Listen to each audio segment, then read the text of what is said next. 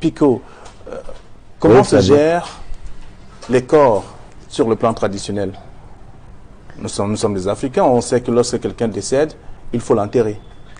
Oui, Flavien, je viens à ta question, mais avant d'y arriver, je vais relever un peu tout à l'heure les préoccupations du prophète, et je voudrais qu'on s'accorde sur ce plateau dans certains petits détails.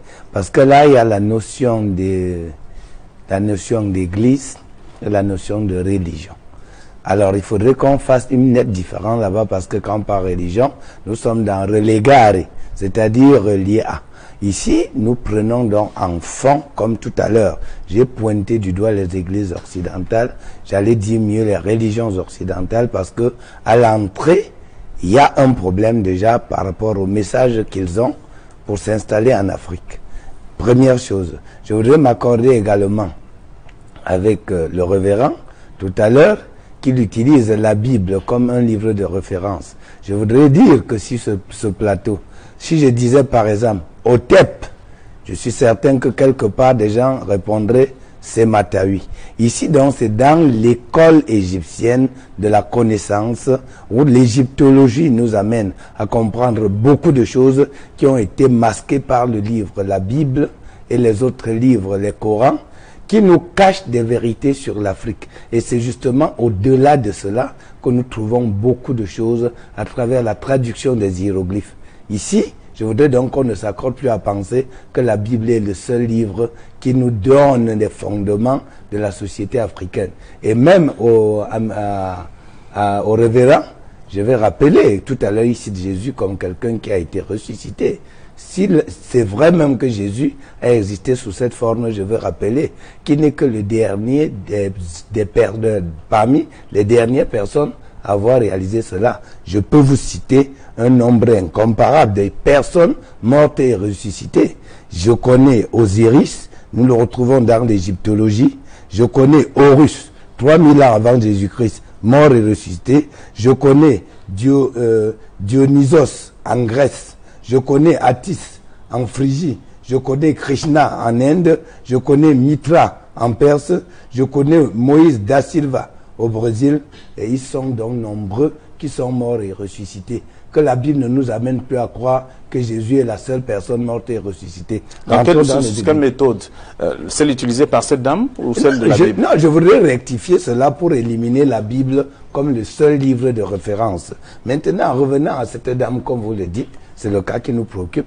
Ce n'est pas de cette façon qu'on pense à la résurrection.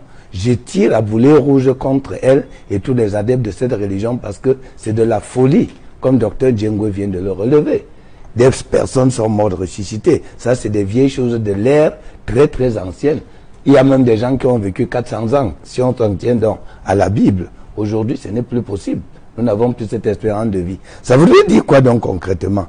Que dans le problème qui nous tient, je vais dire que c'est des cas de personnes qui s'aliènent derrière une religion et qui racontent des choses ou croient en des choses qui ne peuvent pas exister. Je voudrais dire que ce n'est pas le seul cas.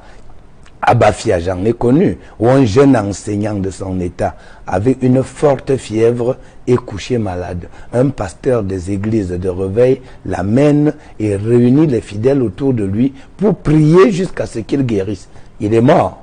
Et quand la famille est venue, il a décampé. À Tchang, à côté, 3e rue, quartier Pengron, j'en ai connu. Une étudiante de l'université de Tchang, originaire de Kumba, qui arrive, un pasteur la prend également après maladie pour dire qu'ils vont réaliser des miracles avec les prières. Elle meurt. Je connais là-bas des cas de transfusion sanguine refusée au nom des églises occidentales où la transfusion sanguine ne serait pas permise. Défiant l'hôpital, on a laissé mourir 2 personnes, dont je peux donner le nom dans ce cadre. Quand j'englobe tout ceci, c'est pour dire quoi? Que sous le plan africain, s'il vous plaît, quand on est mort, on est mort. Nous croyons à la résurrection et nous croyons même à la vie dans l'au-delà, oui. Mais ce n'est donc pas en le faisant qu'on obtient cette vie dans l'au-delà, non. Sous le plan purement coutumier africain, qu'est-ce qui se passe? Quand quelqu'un décède, il y a des méthodes de conservation de corps, c'est-à-dire on utilise le tabac pour bouffer tous les orifices et ce tabac aussi est sélectionné. Et en ce moment, ça peut permettre de conserver le corps pendant une certaine période. Et j'en ai vu à Bayangam, comment des gens sur une paillasse ont mis du sable au sol, ont fendu les troncs de bananiers en deux, y ont posé des corps et y ont mis du natron. En ce moment, on a recouvert avec du papier et tout. Ça a permis de conserver ce corps pendant certains moments seulement. Et après, on devrait passer à l'enterrement. Et si nous prenons donc dans le cadre... C'était pour quel but? Bon, pour le but de conserver le corps à la vie? Non, pas pour qu'il revienne à la vie. C'était juste en attendant les membres de la famille qui n'étaient pas encore là, comme une morgue traditionnelle. Justement, c'est parce qu'il n'y avait pas de morgue. Exactement. Donc maintenant, on va des petites méthodes de transition qu'on a utilisées. Bon, mais quand nous sortons de là, si on rentre dans le cadre de la conservation des corps, l'Égypte le fait, les Égyptiens l'ont fait. Je cite un ouvrage, Florent Mariejol, qui a écrit Les rites funéraires de l'Égypte ancienne. Dedans, elle montre la procédure de momification. Et je vais d'abord rappeler qu'elle est tellement ancienne que c'est à partir de ces procédures de momification que nous avons décelé trop de mensonges de l'Occident, au rang desquels le fameux Christophe Colomb qui aurait découvert l'Amérique. C'est faux.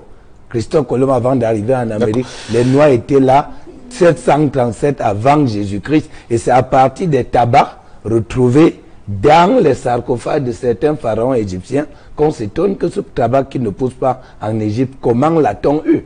Et on remonte, Ivan Van Sertina va vous montrer donc 737 avant Jésus-Christ, les Blancs, les Noirs étaient en Amérique. C'est pour parler, la procédure de momification est très très ancienne, mais c'est pas pour voir encore revenir à la vie là. C'est dans le cas de la conservation pour longtemps, comme le cas de Ramsès II, dont le corps est resté jusqu'aujourd'hui. Et je vous dis que Ramsès a vécu longtemps avant Jésus-Christ.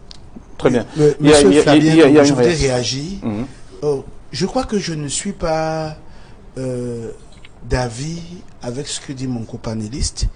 Mais je crois que quand nous sommes sur un plateau, il faut permettre aux autres de pouvoir naviguer sans souci. Vous savez, quand vous tenez des propos tels que je viens rectifier, vous savez, c'est un peu frustrant.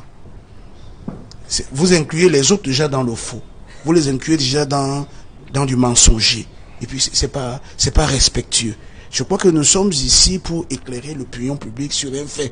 Et cela n'exclut pas le fait que quelqu'un puisse apporter une science, mais qui ne croit pas que sa science est infuse. Je crois que chacun apporte ce qu'il a et ce qu'il reconnaît comme étant vrai. Mais non, je voudrais continuer par dire ceci. Il a parlé de l'Église et de religion.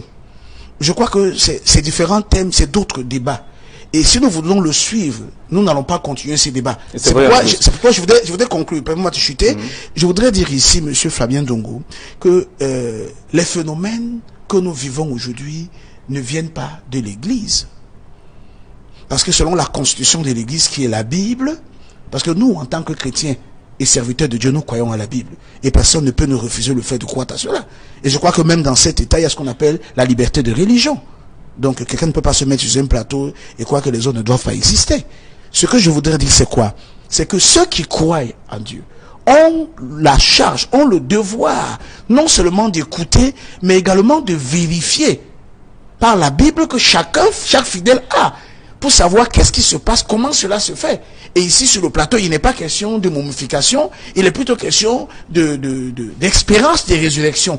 Et nous constatons ici que cette espérance de résurrection a eu des failles. Déjà des failles sur le plan clinique, des failles sur le plan... Permettez-moi, je vous en prie. Que j'ai approuvé. Permettez-moi, je vous en prie. Permettez je suis en train de chuter. C'est-à-dire des failles sur le plan clinique, des failles sur le plan coutumier, des failles sur le plan identitaire. C'est-à-dire que par rapport à la société africaine, vous m'avez dit tout à l'heure qu'il est anthropologue, les failles sur le plan religieux et sur le plan juridique, quand vous entamez, quand vous mettez tout ça dans une pochette, il y a plein de choses qu'il faut débattre. Et je crois que au fur et à mesure que le débat va avancer, nous allons apporter quelques idées pour éclaircir les uns et les autres. Très bien. Mais je reste avec vous, parce que on a évoqué le cas, puisque c'est le sujet qui nous préoccupe, oui. Et on verra bien qu'il y a eu d'autres problèmes, d'autres cas par le passé. On a évoqué le cas de ce monsieur qui a gardé son épouse, décédée à la maison durant un peu plus d'1 an également, mais dans l'espoir justement de voir celle-ci revenir à la vie, mais ça n'a pas été le cas. Alors, elle qui dit qu'elle croit à ce qu'un prophète, ce que son prophète lui dit, est-ce que vous qui êtes prophète, est-ce qu'il y a un problème? Et vous avez évoqué tout à l'heure qu'il s'agit de la perception des fidèles lorsqu'on va à l'église. Est-ce qu'on écoute, on pratique ce que le prophète dit ou pas, ou alors il y a autre chose? Est-ce qu'il s'agit là d'une question de formation de ceux qui enseignent ou de question d'enseignement? Pour moi, c'est aller un peu très vite. Ce que je voudrais dire clairement, c'est que la fonction de prophète dans l'église ne donne pas à quelqu'un d'outrepasser la base qui est la Bible, le fondement qui est la Bible. C'est-à-dire, sur aucun prétexte, vous ne pouvez aller en dehors. On utilise un peu partout dans ce que mon compagnon disait tout à l'heure. Il y a la prémonition, il y a plein de choses, il y a la vision, il y a. Cela ne fait pas office de certitude d'un ministère prophétique. Le ministère prophétique se certifie, par la connaissance de la parole. Parce que la Bible dit que la parole vient des prophètes. Et par conséquent, la parole de Dieu ne peut pas venir de vous, et vous avez une attitude qui est contraire à elle. Je crois qu'il y a une chose qui n'est pas dite. C'est que soit la Bible n'est pas vraie, ou bien soit ce que vous dites ne vient pas de la Bible. Si la Bible est vraie, ce que vous dites, je suis en train de conclure. Ce que vous dites doit venir forcément de la Bible. Maintenant, ce que je voudrais rajouter par rapport à votre question, c'est qu'on a un problème aujourd'hui au niveau de la fonctionnalité de l'Église. C'est pourquoi j'ai dit tout à l'heure en entrée de jeu, j'ai dit, nous avons ceci de commun en tant que chrétiens et en tant que serviteurs de Dieu. Que vous soyez prêtre, que vous soyez, je ne sais pas, tout ça, nous faisons partie. Maintenant, nous avons le Christ, nous avons la foi, nous avons la Bible et nous avons la doctrine biblique. Et à partir de la doctrine biblique va se dégager ce qu'on appelle l'éthique. Parce que la doctrine en elle-même, c'est une règle, c'est des règles qui vont permettre le fonctionnement de l'individu que nous sommes en tant que pasteur. Et quand je reviens sur la deuxième définition littérale de l'enseignement, vous avez le deuxième volet qui parle de montrer par l'exemple, par les actes aux apprenants. Donc ce n'est pas simplement ce qui consiste à transmettre la connaissance. Non, vous pouvez parler d'une chose et ne pas la vivre. Ici, il est important, en tant qu'enseignant, vous devez transmettre également par l'exemple, démontrer par l'exemple que voici ce qui est fait. Mais maintenant, quand vous regardez ce que cette femme dit, c'est une déclaration. C'est une narration dont personne ici ne peut apporter la certitude. Je ne veux pas polémiquer là-dessus. Puisqu'elle est restée, en tout cas, sur cette formule depuis des années, elle ne fait que croire. Mais il y a un problème qui se passe. C'est pourquoi je parlais tout à l'heure de folie. Cette femme a un sérieux problème de folie. Si nous laissons là, il y a le deuxième aspect, qui est celui des sciences occultes. Donc tout à l'heure me parlait mon cher copanoliste qui parle de l'Égypte ancienne et de l'égyptologie. Ce que je voudrais rappeler à l'intention des téléspectateurs qui nous suivent, c'est que l'Afrique, quand les colons viennent, est sous la gestion de tout ce que nous pouvons appeler culture africaine. Et avec tout ce que ça a en masse comme connaissances ésotériques et tout ça là. Mais je voudrais savoir, quel a été le sort de l'Afrique? Ces colons sont venus et ont pillé l'Afrique et continuent de piller aujourd'hui. Je dis que si la culture, ce que nous appelons chez nous, moi je suis Sawa, c'est que nous appelons la coutume, le Mboa. Si cette coutume pouvait nous apporter quelque chose, je crois que nous allons libérer de toute cette oppression et de cette folie. Alors, le prophète parle par exemple... Alors, je suis très douteux. Je suis vraiment douteux de ce qu'il veut revendiquer ici. Parce qu'il n'y a pas quelque temps, on a vécu tout ce désastre et plein de nos monuments, plein de nos trucs sont un peu exportés de part et d'autre. Et si l'Afrique, avec une puissance, elle se serait manifestée. Et aujourd'hui, je vois que je suis né il y a pas assez longtemps et nous voyons tout ce que nous sommes en train de vivre aujourd'hui. C'est là, je crois, il y a une faiblesse de la coutume. Je crois que quand une science n'est pas exacte et qu'elle ne peut pas apporter un solutionnement dans la dynamique sociale, il faut chercher une autre. Il faut penser à une autre. Oui, vous avez une précision, vous êtes un peu... Oui, je suis perplexe parce que tout à l'heure, le prophète semble... peut-être mal me comprendre. Il a parlé, quand je parle de rectifier, il m'amène à comprendre que je continue à maintenir mon mot. C'est pas lui que j'ai rectifié ou ses idées, non. J'ai voulu dire qu'il n'y a pas que la Bible qui soit le seul livre de référence pour nous. Parce que lui-même, quand il parlait, c'est qu'avant la colonisation, l'Afrique avait une organisation. Que direz-vous donc du Coran?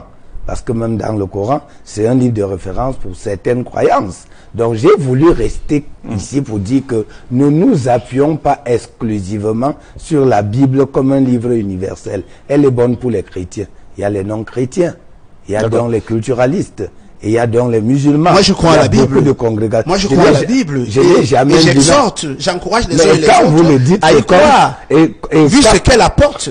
Et quand moi je dis qu'elle a donc des limites, en quoi est-ce que ça vous blesse au point que vous pensiez que je vous ai... Non, je n'ai pas dit que ça me blesse. Alors là, quand vous dites, j'ai parlé de rectifier... On peut juger les religions. Il y a des critères pour juger les religions. J'ai parlé de rectifier... Il y a la capacité à transformer les individus. Monsieur Flavien Ndongo, il y a la capacité à transformer les individus. Il y a la valeur de l'enseignement. Regardons dans le temps et dans l'espace, qu'est-ce que les coutumes nous ont apporté en termes d'enseignement. Les coutumes nous apportent... Donnez-nous les talents d'enseignement.